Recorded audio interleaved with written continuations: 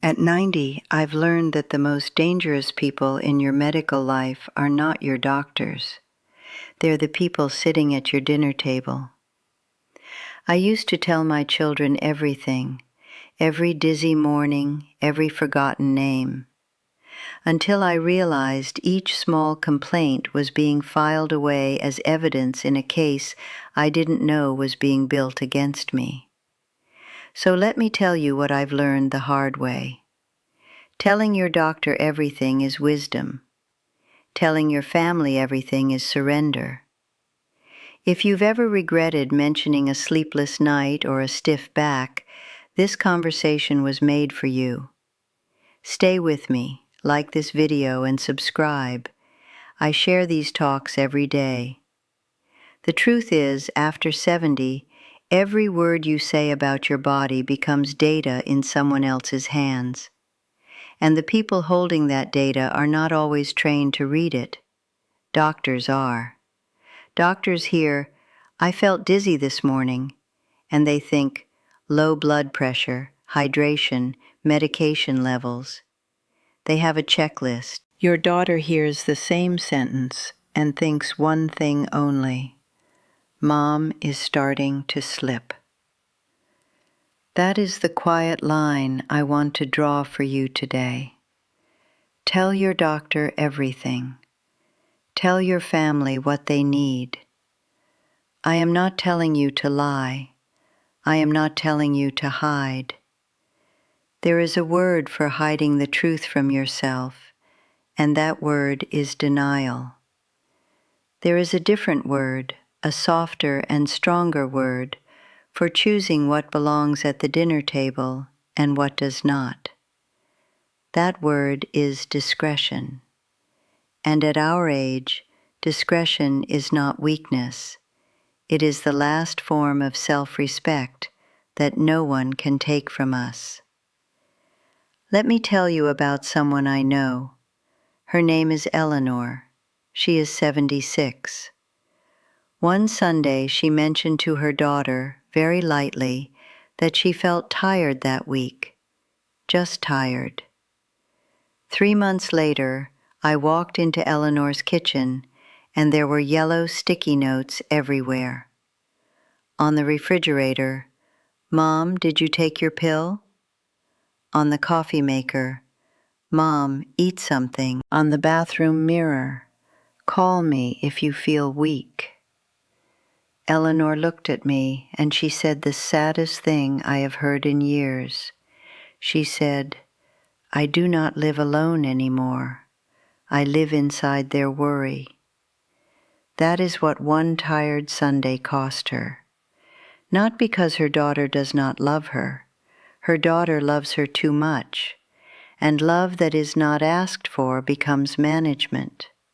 So hear me carefully. Your body is yours. It is not communal property. It is not Sunday dinner conversation. It is not a topic for the family group chat. Discretion is not denial. It is dignity. Now, before I tell you the first thing I have learned to keep to myself, tell me in the comments, has someone ever turned a small complaint of yours into a big problem? The first thing I have learned to keep to myself is the morning dizziness. You know what I am talking about. You stand up from bed and the room moves an inch sideways before settling. Maybe a second, maybe 3, then it is gone. After 70, this happens to nearly all of us. It is not a stroke, it is not a warning. It is a body that has been working for 90 years, asking for a little more time to wake up. Tell your doctor about it. They will check your blood pressure, your inner ear, your medications. They will give you a real answer. But do not tell your son. Let me tell you about Helen. Helen is 78. Last spring she mentioned on the phone that she had felt the room spin for a moment that morning. Just a moment. 6 weeks later, her son arrived with a pendant alarm in a small black box. He hung it around her neck like a medal she did not earn. He installed a chime on her front door so it rang every time she walked outside. He scheduled what he called a family meeting and said the words "assisted living" out loud in her own kitchen. Helen had not fallen. Helen had not stumbled. Helen had felt the room spin for 1 second on a Tuesday in March, and by April, her independence had a leash on it. What feels like a passing moment to you becomes evidence of decline to them. The second thing I have learned to keep to myself is the forgotten name. We all forget names. My grandmother forgot names at 40. I forget names now at 90. The brain does not store every name forever, especially not the name of a hairdresser you have not seen in 3 months. Forgetting a name is not memory loss. It is a tired filing cabinet, and that is all. But your family will not measure it that way. Their measure is not medical. Their measure is fear. Let me tell you about a friend of mine, Dorothy. At a Sunday dinner, Dorothy admitted she could not remember her hairdresser's name. The whole table laughed at first. Then her daughter-in-law went quiet. 2 weeks later, that daughter-in-law had downloaded an app called BrainTrack on Dorothy's phone, scheduled an appointment with a neurologist who did not know Dorothy from a stranger, and started speaking to Dorothy slower, in shorter sentences, like Dorothy was made of glass. The hairdresser's name came back to Dorothy 3 days later while she was washing dishes. Nobody cared by then. The story had already been told. One forgotten name did not shrink Dorothy's mind. It shrank Dorothy's world. Listen to me. Are they protecting you, or are they preparing to manage you? There is a difference, and you are old enough now to see it. When you tell your doctor about the dizziness or the forgotten name, you get a checkup, a recommendation, a plan. When you tell your family, you get a label, a leash, and a slow erasure of the woman you spent 90 years becoming. That is not love going wrong. That is fear taking the wheel. So keep the morning dizziness for your doctor. Keep the forgotten name for yourself, or for a friend who forgets just as often and laughs about it just as easily. Now let me tell you about the things they hear at night, and the things they hear at the breakfast table. The third thing I have learned to keep to myself is the sleepless night. After 70, sleep changes. It gets shorter. It gets shallower. It comes in 2 pieces instead of 1. Some nights you wake at 3 in the morning, and you watch the dark window until the birds start. This is not insomnia in the way the magazines describe it. This is biology. Tell your doctor about a real pattern, weeks of bad sleep, and they will help. They have melatonin guidance, sleep studies, medication adjustments, real tools. But do not call your daughter at breakfast and say, "I was up at 3 again last night," because she will not hear what you said. She will hear what she has been afraid of. Let me tell you about a woman I knew named Virginia. Virginia was 81. One Saturday morning, she mentioned to her daughter that she had been awake at 3 the night before. Just one bad night, just one mention. Within a month, there was a bottle of melatonin on her nightstand, a baby monitor on her dresser pointing at her bed, and a printed sleep schedule taped to her bathroom door, with bedtimes Virginia herself had not approved. Her daughter called it safety. Virginia called it the year she stopped sleeping at all, because she was being watched. You told them about one bad night. They turned it into a permanent diagnosis. The fourth thing I have learned to keep to myself is the persistent back pain. After 70, your back will ache. Some mornings it will ache for an hour. Some weeks it will ache for a stretch of days. This is not the end of independence. This is a body sending biological reports.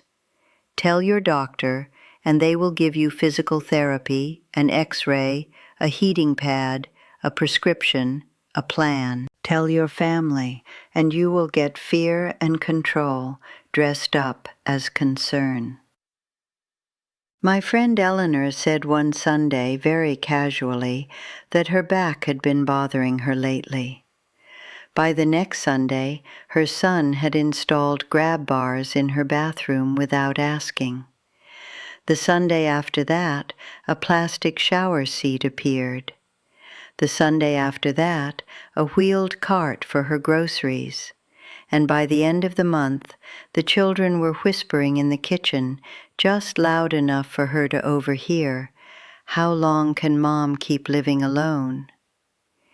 Eleanor told me later, "My back pain stopped a long time ago." The conversations did not. Pain is information for your doctor. For your family, it is an invitation to take over. So hear me carefully. We all wake up at 3 sometimes. We all have a sore back sometimes. We have earned, with every decade, the right to a bad night and a stiff morning without it becoming a family crisis. You have the right to one sleepless night. You have the right to a sore back. You have the right to a body that complains a little and recovers on its own. And you have the right to keep those moments yours. The question to ask yourself before you open your mouth is simple. Am I sharing this so I will be cared for? Or am I unintentionally signing away another piece of my freedom? If you do not know the answer, send it to your doctor and keep it from your dinner table. That has never failed me. Before I tell you the last 2 things, comment below. Which of these 4 have you already learned to keep quiet about? The 5th thing I have learned to keep to myself is the skipped meal. After 70, hunger changes. Some days the body wants 2 meals instead of 3. Some days lunch slips your mind, and dinner finds you only because the kitchen light is still on. This is not malnutrition. This is a slower body in a quieter day. Tell your doctor at your next appointment, especially if there is a real pattern, and they will check your weight, your medications, your iron. They will help in real ways. But please, please, do not say it to your daughter-in-law over coffee. Let me tell you about a friend of mine, and her name was Margaret, just not the famous Margaret. This Margaret was 83. One morning over coffee she said casually, "I forgot to have lunch yesterday." That was all. 8 words. The next week her refrigerator was full of meal prep containers, each one labeled by date and macro count with little blue stickers. A weight tracking app appeared on her phone, set up by someone else. And every 12 hours, like clockwork, her phone buzzed with a reminder that read, "Mom, eat, please." Margaret told me, "She does not understand. I forgot one lunch. Now my whole kitchen forgets that it belongs to me." What you called a small thing, they called a warning sign. The 6th thing, and please listen to this one carefully because it is the most dangerous, is the stressful drive.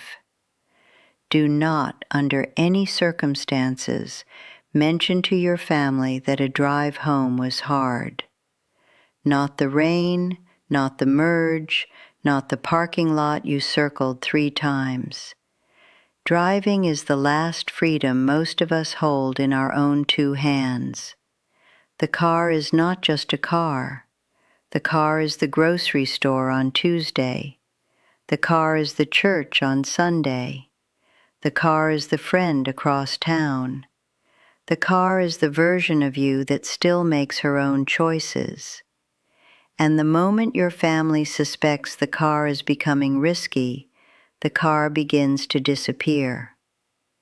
A friend of mine, Sarah, mentioned to her son one evening that the drive home in the rain that day had been hard, just hard. She did not say dangerous. She did not say close call. She said hard. 2 months later, her son had spoken quietly to the DMV, taken her car, in his words, just to check the brakes, and had it sit in his driveway for 3 weeks. One Sunday morning, Sarah reached for the keys in the bowl by the door, and the keys were not there. Nobody had asked her. Nobody had told her. Her son said, "Mom, it is for your safety." Sarah told me, that was not safety. That was a quiet kind of stealing. You told them about one stressful drive. They took away every drive that was left. I know what you are thinking. But Catherine, what if they are right? What if I really am declining? Let me answer that. If you are declining, your doctor will know first. Your doctor has tools. Your doctor has training. Your doctor has no inheritance to protect, no anxiety to manage, no childhood memory of you that they need to rewrite. Your family loves you, but love and clinical judgment are not the same thing, and confusing them has cost more women their independence than any disease. So if we do not tell them these 6 things, where do they go? Let me show you the line I have drawn, and how to draw yours. Here is the line I have drawn for myself, and the line I want you to draw for yourself before you finish this video and step back into your own kitchen. Tell your doctor everything, every dizzy morning, every name that slipped, every sleepless 3 a.m., every aching back, every meal you skipped, every drive that felt longer than it should have. Your doctor is the right room for these 6 things. They have spent a career learning how to read a body that is 70 or 80 or 90 years old. They are trained to separate the ordinary from the urgent. They will not panic. They will not pity. They will run a test or write a prescription or simply say, "That is normal at your age. Here is what to watch." That is what doctors are for. Use them. Use them fully. Hide nothing. Then tell your family what they need. Not less, not more. They need to know who your doctor is. They need to know where your medication list is kept. They need to know the name of one neighbor who can check on you, the location of your important papers, who has power of attorney, and where the spare key is. These are facts. Facts protect you. Feelings, when handed to people who love you, become control. So give your family facts and keep your feelings for the people who can hold them without trying to fix you. And tell yourself the truth. Keep a small notebook by your bed. Write down the dizzy morning. Write down the name you forgot. Write down the bad night. Not so you can carry it, so you can carry it lightly, in private, and bring it with you to your next appointment. This is not denial. This is discretion. And discretion, at our age, is the last form of freedom we still control. We cannot control how time moves. We cannot control whose hair stays dark and whose body keeps its balance.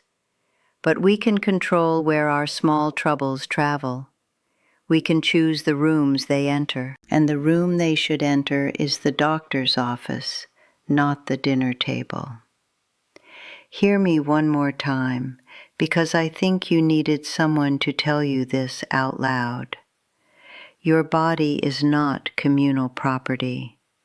It is the last home you own outright.